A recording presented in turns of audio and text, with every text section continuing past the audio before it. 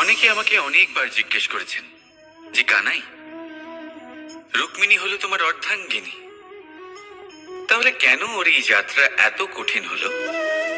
কেন তোমার এই অগাধ অখণ্ড ভালোবাসা পাওয়ার জন্য ওকে এত কঠিন পরীক্ষার সম্মুখীন হতে হলো? আসুন আমি আপনাকে একটা কথা বোঝাই। অগাধ অখণ্ড ভালোবাসার এই পথ তা তো কঠিনই হবে।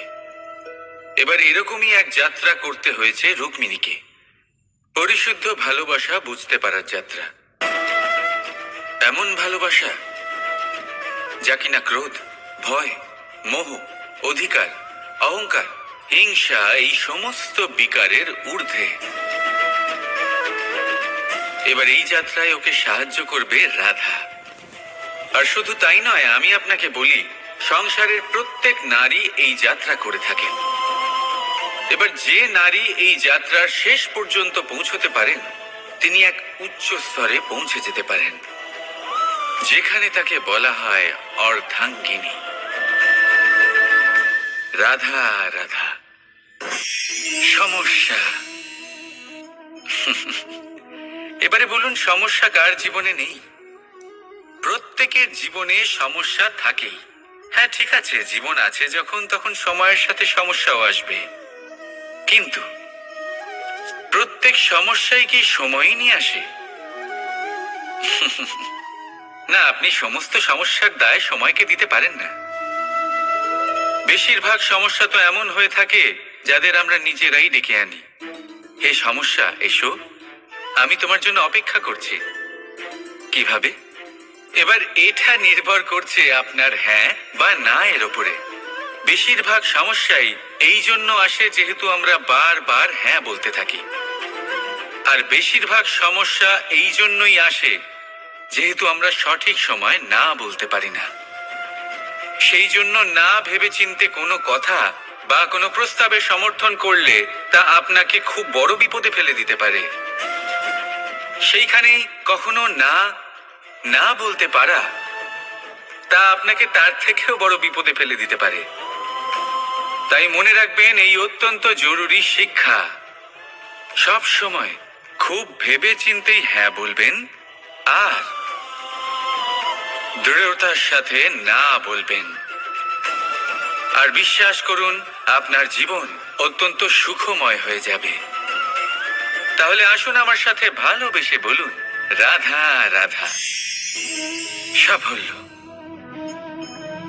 সাফল্য এই পৃথিবীতে কে না পেতে চান? প্রত্যেক মানুষ চান যেন সাফল্য নিজে এসে তার কাছে ধরা দেয়। এবার সাফল্য তাদের কাছে এসে ধরা দেয় যারা নিজের পা ধরাতলে রেখে চলেন, যারা স্বপ্নের জগতে বিচরণ না করে বাস্তবের মাটিতে পা রেখে চলেন এবং তাও দৃঢ়তার সাথে। সাফল্য তারা পান না যারা বাড়িতে বসে বসে শুধু স্বপ্ন দেখেন। সাফল্য নিজে থেকে তাদের কাছেই আসে যারা নিরন্তর চেষ্টা করেন, যারা পরিশ্রম করেন আর নিজের এই জীবনকে অন্যের কাছে সফল করে দেখান। তাহলে সিদ্ধান্ত হলো আপনার।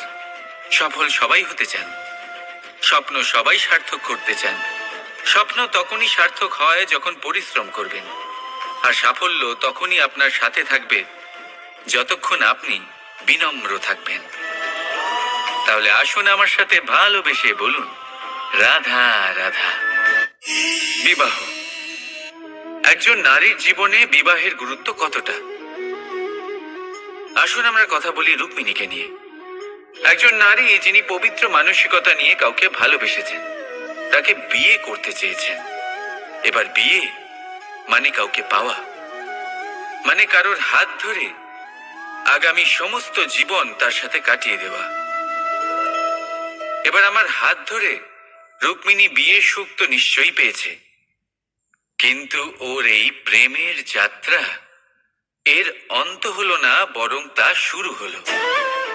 এবার রুক্মিণীর জীবনে সেই অধ্যায় শুরু হয়ে গেছে যেখানে ওকে সেই মানুষকে বুঝতে হবে যার হাত ধরে সমস্ত জীবন অতিবাহিত করার সিদ্ধান্ত নিয়েছে সে। এবার এরকম একটা সময় প্রত্যেকের জীবনে এসে থাকে, প্রত্যেকের মানে আপনারও। আপনার জীবনেও এমন এক সময় আসবে, তার জন্য তৈরি থাকুন। নিজের মনে যা যা বিকার আছে তা কোথাও ত্যাগ করে আসুন, আর পরিশুদ্ধ ভালোবাসা দিয়ে, পবিত্র মন দিয়ে নিজের জীবন সাথীকে বোঝার চেষ্টা করুন, কোনো আশা না রেখে। যদি এরকম করতে পারেন তবেই কঠিন পরীক্ষায় উত্তীর্ণ হবেন, নয়তো নয়। রাধা রাধা। অর্ধাঙ্গিনী। আপনার জীবনে অর্ধাঙ্গিনীর ভূমিকা কি হতে পারে? আপনি বলবেন সেরকমই যেমন আমার জীবনে রুক্মিণীর ভূমিকা। এটা সত্যি, কিন্তু এটাও সত্যি কথা যে আমার আর রুক্মিণীর এই সম্পর্ক, তাকে আরো গভীর করার জন্য অত্যন্ত প্রয়োজনীয় হলো আমরা প্রথমে বন্ধু হই।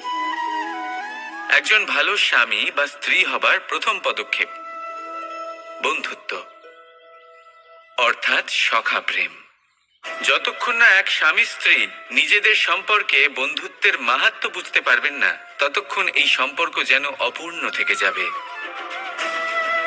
আর তারপর এই সম্পর্কে জন্ম নেয় সেই অনুভূতি, যেমন অধিকার, যেমন অভিমান।